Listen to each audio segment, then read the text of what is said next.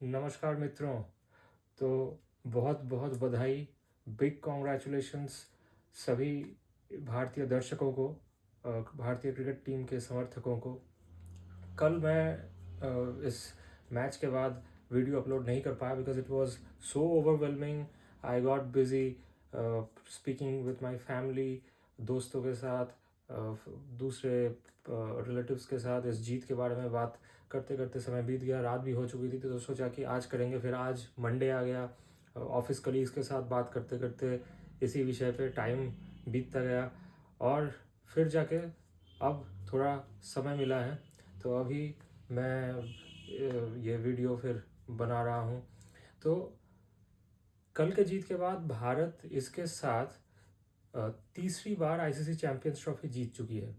और तीसरी बार जीतने का मतलब है कि भारत ही एकलौती ऐसी टीम है जिसने 3 बार आईसीसी चैंपियंस ट्रॉफी जीती है। ऑस्ट्रेलिया 2 बार जीती है, यानी सबसे ज़्यादा बार भारत ने आईसीसी चैंपियंस ट्रॉफी जीती है। और आईसीसी ट्रॉफी कैबिनेट में अब भारत के पास 7 ट्रॉफीज़ हैं। बिल्कुल ऑस्ट्रेलिया के बाद ही अब भारत का नाम आता है। ऑस्ट्रेलिया के पास आई थिंक 10 हैं और भारत के पास 7 हैं। लेकिन अभी एक ऐसी ट्रॉफी है जो सबसे यंग ट्रॉफी है आईसीसी ट्रॉफीज़, आईसीसी टूर्नामेंट्स के स्टेज पे, जिसे भारत अभी जीत नहीं पाया। 2 बार फाइनल खेल चुका है, जी हाँ, WTC। तो इस बार भी भारत फाइनल नहीं खेलेगा, यानी इस बार भी नहीं जीतेगा। अगले बार देखना पड़ेगा, बहुत ही इम्पोर्टेंट है। तो अब बात कर लेते हैं कल के मैच के बारे में, कुछ पहलुओं पर।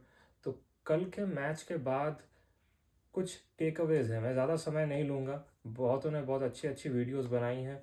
मैं बस टेक अवेज़ के बारे में बात करना चाहूँगा यहाँ पे। तो पहली जो टेक अवे है वो ये है कि रोहित शर्मा ऑलमोस्ट, हम कह सकते हैं कि धोनी के बाद अगर दोनों इराज को कंपेयर करें तो वो बेस्ट कैप्टन है। हो सकता है कि धोनी 11 और रोहित 11 में एक मैच अगर हो सकता तो वो कांटे की टक्कर होती। बिकॉज रोहित ने दिखाया कि कैसे अपने रिसोर्सेज को ऑप्टिमली यूज़ करते हैं पूरे श्रृंखला में। कल जैसे जब सचिन रविंद्र बहुत डेंजरस लग रहे थे कि आज वो 100 का एक लंबी पारी खेलेंगे और जल्दी रन बनाएंगे, तब वो कुलदीप को लाए। इससे पहले उन्होंने ट्रेविस हेड को ऑस्ट्रेलिया के अगेंस्ट सेमीफाइनल में वरुण चक्रवर्ती को लाके आउट किया था। तो वो खेल को मतलब इतनी बारीकी से समझते हैं, कब किसको किस बॉलर को लाना है, किसको कहाँ पे यूज़ करना है, डिफेंसिव जो रिसोर्सेस हैं उनको कैसे यूज़ करना है, जो अग्रेसिव रिसोर्सेस हैं जिनसे मैच को आगे बढ़ाना है, एक पेनिट्रेशन करना है, वो समझ के वो बिल्कुल मतलब सटीक सारे डिसीजंस लेते हैं। कल कई कैचेस ड्रॉप हुए इंडिया के। आई थिंक इंडिया को इस पे काम करना पड़ेगा। कल तालिका भी दिखा रहे थे कैच एफिशिएंसीज में, उसमें भारत जस्ट बांग्लादेश और पाकिस्तान के ऊपर ही आता है। तो I think ground fielding Bharat की तो अच्छी हुई है, लेकिन 1-2 साल में शायद भारत की कैचिंग खराब हो चुकी है, जो कल फाइनल में भी दिखा। काफ़ी सारे कैचेस ड्रॉप हुए, तो इस पे भारत को काम करना पड़ेगा। इसके बाद बात कर लेते हैं इंडिविजुअल परफॉर्मर्स की। तो इस सीरीज से हमें 2 रेवलेशंस मिले। एक वरुण चक्रवर्ती जिन्होंने 2021 में वर्ल्ड T20 के दौरान बहुत क्रिटिसिज्म झेला था। फर्स्ट मैच में पाकिस्तान के खिलाफ भारत 10 विकेट से हारी थी। चक्रवर्ती बहुत ही मामूली लग रहे थे। तो उसके बाद एक लंबे अरसे के गैप के बाद वो इंटरनेशनल क्रिकेट में वापस आए दुबई में। देखिए कैसा, मतलब what a great leveller this game is. तो जहाँ पे वो विलन बने थे एक तरीके से, वहीं पे वो हीरो भी बने। वो एक बहुत बड़े एलिमेंट थे भारत के इस सक्सेस स्टोरी के पीछे, भारत के अनबीटन इस श्रृंखला को कंप्लीट करने के पीछे। तो वरुण चक्रवर्ती एक बहुत बड़े टेक अवे हैं यहाँ से। आगे चल के वाइट बॉल क्रिकेट में वरुण चक्रवर्ती भारत को और भी मैचेस जिताएंगे, ये मेरा विश्वास है। और may be few years down the line हम उन्हें एक बड़े आइकॉन के रूप में भी कंसिडर कर सकते हैं वाइट बॉल क्रिकेट में एटलीस्ट। कुलदीप यादव ने दिखाया कि वो कैसे इवॉल्व और होते जा रहे हैं। वो तो बड़े गेंदबाज बन चुके ही हैं, अब वो और भी इवॉल्व होते जा रहे हैं। वो कब कहाँ पे अपने वेरिएशंस को कैसे यूज़ करना है, कब डिफेंसिव भी बॉलिंग करना है, वो भी उन्होंने दिखाया। अब वो एक वन डायमेंशनल रिस्ट स्पिनर जो हर एक बॉल पे विकेट लेने की सोचते हैं, वैसा नहीं है। वो प्लॉट्स भी तैयार करते हैं, प्लॉट तैयार करके भी आउट करते हैं। अब उसके बाद आते हैं श्रेयस अय्यर पे। क्या कमाल की परफॉर्मेंस रही श्रेयस अय्यर की, धमाकेदार परफॉर्मेंस पूरे श्रृंखला में। अगर आप देखें तो सबसे कॉन्सिस्टेंट परफॉर्मर इंडिया की तरफ से बैट में श्रेयस अय्यर ही थे। हर एक मैच में उन्होंने परफॉर्म किया। सबसे ज़्यादा स्कोर भारत की तरफ से बैटर्स के लिस्ट में श्रेयस अय्यर ने सबसे ज़्यादा स्कोर किया भारत के बैटर्स में। उन्होंने मतलब तालिका में वो सबसे ऊपर है। श्रेयस अय्यर कल के मैच में भी उन्होंने एक इम्पैक्टफुल इनिंग्स खेला। उन्होंने जो रन्स बनाए वो बस ऐसे ही रन्स नहीं थे, उनके व्यक्तिगत रन्स नहीं थे, वो रन्स भारत को गेम में आगे लेके जा रहे थे। उन्होंने दिखाया कि कोई अगर चाहे तो अपने जो वीकनेसेस हैं उनको कैसे अपने स्ट्रेंथ्स में बदल सकता है। एक टाइम था जब श्रेयस अय्यर को आउट करने का बहुत ही सिंपल सा हिसाब था, उनको एक बढ़िया सा बाउंसर डालो, तेज बाउंसर, वो ऐसे ही आउट हो जाएंगे, वो खेल ही नहीं पाते थे बाउंसर। लेकिन अब दिखाया कि चाहे आप कैसा भी बाउंसर डालें, वो अग्रेसिवली उसे पवेलियन तक भी पहुंचा सकते हैं, स्टैंड्स तक भी पहुंचा सकते हैं और स्कोर कर सकते हैं। सिर्फ छोड़ना नहीं, वो मार भी सकते हैं। इनफैक्ट उन्होंने दिखाया कि 90% ऑफ बाउंसर्स को उन्होंने अग्रेसिवली हैंडल किया और स्कोर किया। तो उन्होंने भी बहुत बड़ा इवोल्यूशन दिखाया। उनका एटीट्यूड मुझे बहुत ही बढ़िया लगा, बिल्कुल emotionless, no nonsense, pure pure जो कहते हैं कि जो काम करना है उसको लेके आगे बढ़ना, मतलब एक तरीके से कहते हैं कि मैन ऑन अ मिशन हर एक मैच में।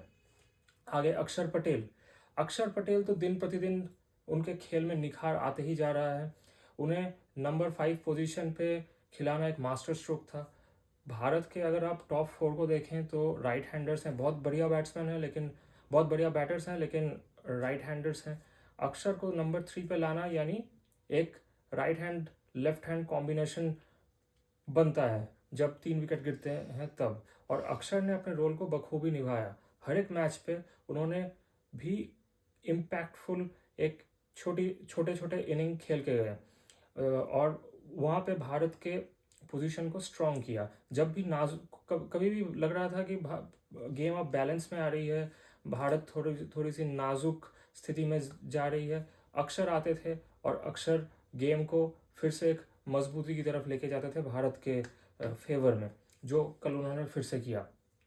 हार्दिक पांड्या तो एक अलग प्लेयर होकर उभर ही हैं वर्ल्ड T20 के टाइम से, बिल्कुल अक्षर पटेल के जैसे।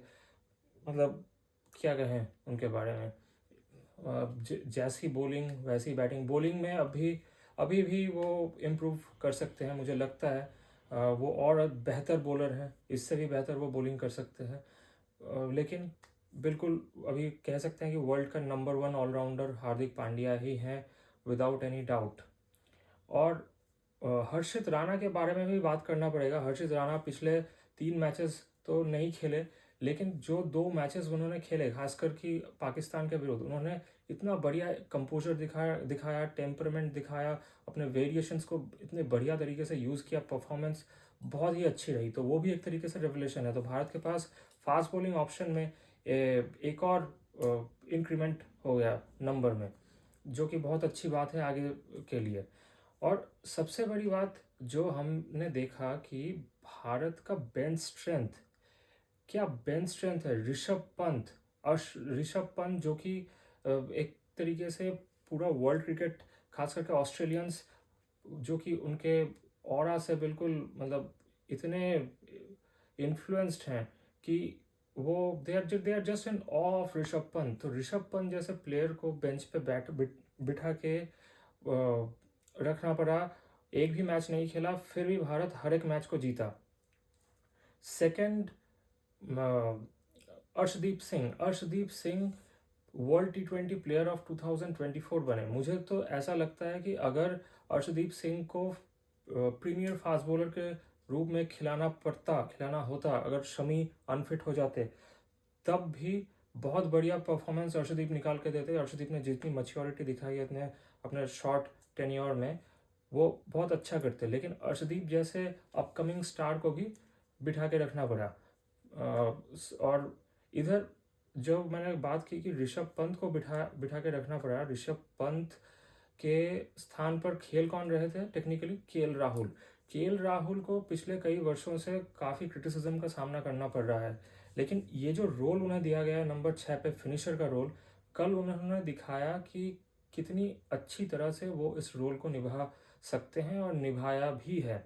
कल मैच जब एक बहुत ही कमज़ोर कड़ी पे जा रही थी, केएल राहुल ने वहाँ से मैच को पकड़ा और मैच को बहुत बढ़िया तरीके से बनाकर भारत को जिताया कंफर्टेबली। लास्ट में तो कंफर्टेबली ही जीते, एक ओवर बाकी रह गया था। जब लास्ट के 2 ओवर्स में मैच था, तब सबको लगने लगा था कि it is just a matter of few balls, हम जीत ही जाएंगे अब। और ये केएल राहुल को बहुत बड़ा श्रेय देना पड़ेगा, क्योंकि उन्होंने वो मोमेंट जब फिर से मैच हाथ से बाहर निकलने वाला था, या लग रहा था कि अब थोड़ा सा इवन स्टीवन पे फिर आ रहा है, तब केएल राहुल वहाँ से अपने काम एंड कंपोज्ड डिमेनर के साथ मैच को निकाल के लेके गए भारत के लिए। तो एक बहुत ही मजबूत टीम है भारत की वाइट बॉल क्रिकेट में, और ये जो डोमिनेंस है आपको दिखेगा 2022 वर्ल्ड टी20 चैम्पियनशिप में हमने सेमीफाइनल में खेला था, सेमीफाइनल में हम आउट हुए। उसके बाद 2023 में वर्ल्ड कप में we were the best team but we were not the champion team, sadly. हम फाइनल में जाके ऑस्ट्रेलिया के विरुद्ध जीत नहीं पाए, लेकिन लगातार 10 मैच खेल के हम फाइनल में आए थे, ऑस्ट्रेलिया को भी हराया था लीग स्टेज में, तो वहाँ पे हम रनर्स अप हुए। फिर 24 में हम अनबीटन चैम्पियन रहे वर्ल्ड टी20 में, और अब 2025 में अभी जीते हुए बस 6 महीने ही हुए होंगे कि हमने एक और आईसीसी खिताब अपने नाम कर लिया है। तो एक तरीके से आप कह सकते हैं कि इस समय वर्ल्ड वाइट बॉल क्रिकेट में सबसे ऊपर के पोजीशन पे ऑन पेपर अगर हम एनालाइज करें कि सबसे पावरफुल टीम, और रिजल्ट्स के तौर पे भी अगर हम अगर असेस करें, तो मतलब there is no comparison of India at the moment. और इसका सबसे बड़ा कारण है जो मैंने बताया कि भारत के पास विकल्प बहुत है, बहुत ही स्ट्रॉन्ग बेंच स्ट्रेंथ है। भारत अगर चाहे तो बी टीम से भी कम सेमीफाइनल तक एक आईसीसी इवेंट पे आ सकती है, और ये अब जो एक्सपर्ट्स हैं वो भी मानने लगे हैं। तो आशा ये करते हैं कि आगे नेक्स्ट आईसीसी इवेंट जो कि अगले साल है, वर्ल्ड टी20 चैम्पियनशिप, जो कि भारत और श्रीलंका इन दोनों देशों में खेला जाएगा, उसमें भारत अपने टाइटल को डिफेंड कर पाए। रोहित शर्मा ने तो संन्यास ले लिया है वर्ल्ड टी20 से, लेकिन अभी की जो वर्ल्ड टी20 टीम है वो भी ऐसे तो बहुत यंग टीम है, लेकिन बहुत ही प्रतिभाशाली टीम है। अगर ये पोटेंशियल से खेले तो मुझे कोई मैच दिखता नहीं है कोई किसी और टीम के साथ इनका। तो ये तो रह गया टी20। वनडे क्रिकेट में रोहित शर्मा ने अभी के लिए रिटायरमेंट की कोई संभावना नहीं है, ऐसा प्रेस कॉन्फ्रेंस में कुछ ऐसा ही इंडिकेशन दिया है। तो आई होप कि जो रोको जोड़ी है हमारी सुप्रसिद्ध रोको जोड़ी, ये 2027 ओडीआई वर्ल्ड कप में खेले, और वो जो एक मैच बाकी रह गया था पिछले बार के ओडीआई वर्ल्ड कप में, यानी कि जो फाइनल है, फाइनल तक पहुंच के उस फाइनल को जीते और अपना ट्रॉफी कैबिनेट पूरा करे। तो मैं इसी के साथ ये भी आशा करूँगा कि जो WTC है वो कि बिल्कुल ही अलग चीज़ है, वहाँ पे हमें बहुत इम्प्रूव करना पड़ेगा। पिछला जो साइकिल गया वो जो देखा हमने कि उसके लिए एक अलग टेक्निक अब चाहिए। Kohli is pass his prime, Rohit Sharma भी थोड़ा ऑफ कलर लगते हैं टेस्ट में, उनकी कैप्टनसी ऐसी मतलब इतनी जुझारू नहीं लगती जब हम वाइट बॉल के साथ कंपेयर करते हैं। तो देखना पड़ेगा कि भारत कैसे अपनी टीम बनाती है आगे के वर्ल्ड टी20 WTC साइकिल में, और कैसे इस इल्यूसिव जो ट्रॉफी है जिसे भारत ने कभी नहीं जीता, एकमात्र आईसीसी ट्रॉफी जिसे भारत ने कभी जीता नहीं है, इसको कैसे अपने नाम करती है। तो उसके लिए बहुत मेहनत करनी पड़ेगी। कुछ नए तरीके से सोचना पड़ेगा, थोड़ा सा हो सके तो थोड़ा सा ट्रेडिशनल क्रिकेट खेलना पड़ेगा, रिस्पेक्ट देना पड़ेगा बॉलर्स को, ऐसा मेरा सोच है। दिग्गज बैठे हुए हैं, गौतम गंभीर हैं कोच, देखते हैं आगे क्या होता है। फिलहाल आप सभी को फिर से बहुत बहुत बधाई इस जीत के लिए, और आगे बहुत सारी शुभकामनाएं भारतीय क्रिकेट टीम को। और इसी के साथ मैं अभी यहाँ पे वीडियो को एंड करूँगा। अगर वीडियो पसंद आया हो तो प्लीज़ लाइक कीजिए, शेयर कीजिए अपने दोस्तों और फैमिली मेम्बर्स के साथ, और साथ ही अब तक अगर चैनल को सब्सक्राइब नहीं किया तो प्लीज़ सब्सक्राइब कर दीजिए, इससे मुझे बहुत प्रोत्साहन मिलेगा। और साथ ही आपको भी ऐसे ही अपडेट्स मिलते रहेंगे नए वीडियोज़ के। अभी के लिए नमस्कार।